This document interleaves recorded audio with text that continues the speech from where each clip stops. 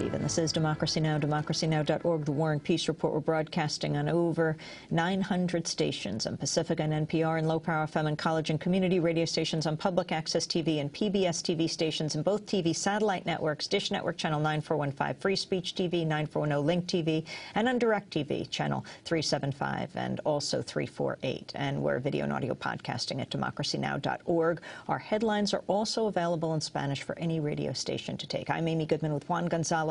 Today we're doing a special on the power of the drug industry, the most powerful industry, the largest defrauder of the federal government. We'll talk about that at the end of the broadcast. Right now we're looking at a drug test that was done in Nigeria on 200 Nigerian children. 11 died, a number were maimed. The drug test was conducted by the Pfizer Corporation.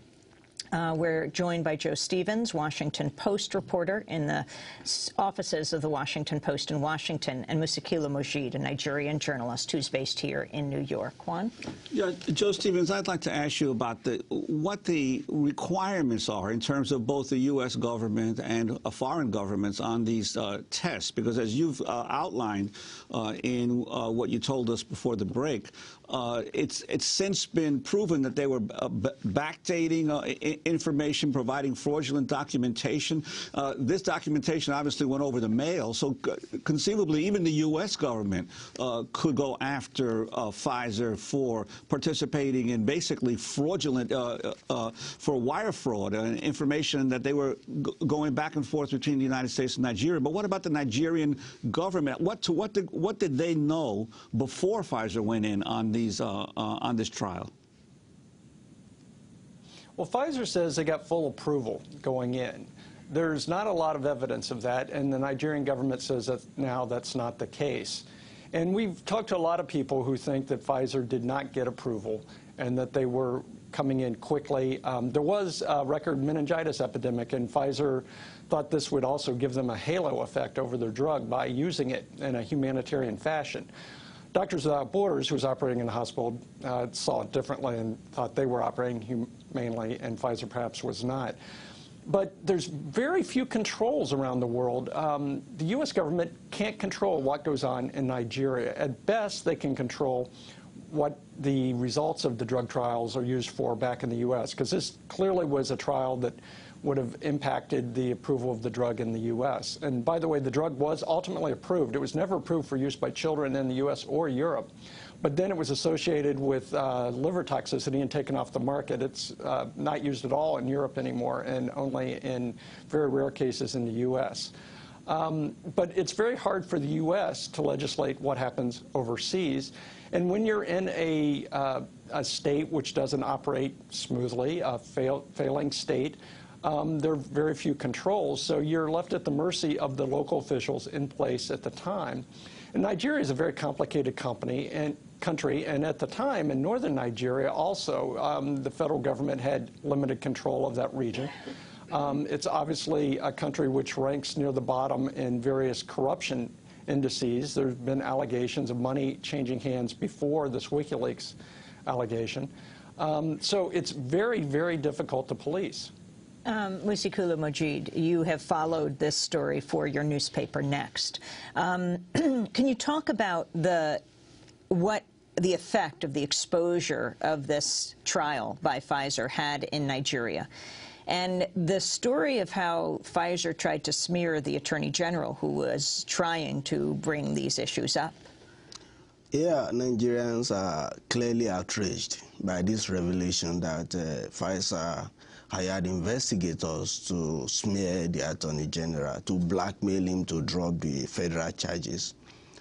But not a lot of people are entirely surprised in Nigeria, because before the WikiLeaks cable came out, our newspaper, Next, had exposed the mysterious disappearance of the federal charges against Pfizer.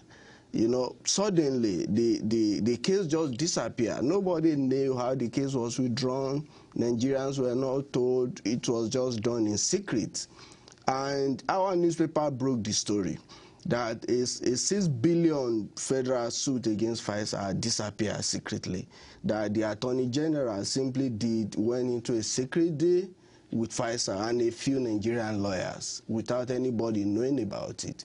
In fact, Pfizer may have violated the U.S. law because Pfizer refused to disclose the details of that settlement, even in its filing for the last quarter of 2009 to the U.S. government. So Nigerians are clearly outraged, and even the former Attorney General himself is threatening that he might sue Pfizer for blackmailing him.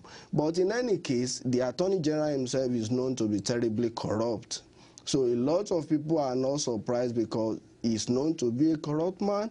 He cannot enter the United States because the U.S. government has barred him, has withdrawn his visa and that of his family because he's known to be corrupt. But a lot of people are outraged that Pfizer could go to that extent to hire investigators or to blackmail a Nigerian official. And initially, when the reports of this failed trial came out, what was the reaction in Nigeria and of the press and the government at the time? Yeah, as Joe said, you know, Nigerians didn't know because it was just for a brief period. Pfizer just went in, you know, briefly, and there was so much confusion in Nigeria. Nigeria needed help. There was this epidemic. The country just needed help from wherever, you know, and Pfizer came on humanitarian ground. Nigeria accepted, and at the time we had military dictatorship. Things were so bad. There was no order in the country. There was no proper procedures were never following most of the things that happened at the time. So really at the time, Nigerians were grateful to Pfizer, and we never knew until it broke out in the press several years later, and Nigerians were really, really outraged. Musikilu Mojeed, I want to thank you for being with us. And finally, Joe Stevens, the WikiLeaks document, 10 seconds. What did you learn from what the U.S. diplomatic cable said about Pfizer in Nigeria? Well, obviously, the allegations that something that sounds dangerously close to blackmail is being discussed, that's shocking. But also shocking is that Pfizer felt comfortable telling this to a State Department official, and it went back to Washington in a cable from the ambassador. And there's nothing critical in this report, which makes you wonder what the official U.S. government position was on these activities that were taking place. Well, thank you as well. Joe Stevens, staff writer at the Washington Post, will link to your stories now, as well as the investigative series in 2000, the first of which began by the time word of the little girl's death reached the United States. Her name had been replaced by numerals, number 65870069. She was 10 years old and a scant 41 pounds. She lived in Nigeria, and in April 1996, she ached with meningitis. Going down a couple paragraphs, doctors working with Pfizer drew spinal fluid from the girl, gauged her symptoms, logged her as patient number 0069, at testing site number 6587, and experiment number 154149. They gave her 56 milligrams of Trovan.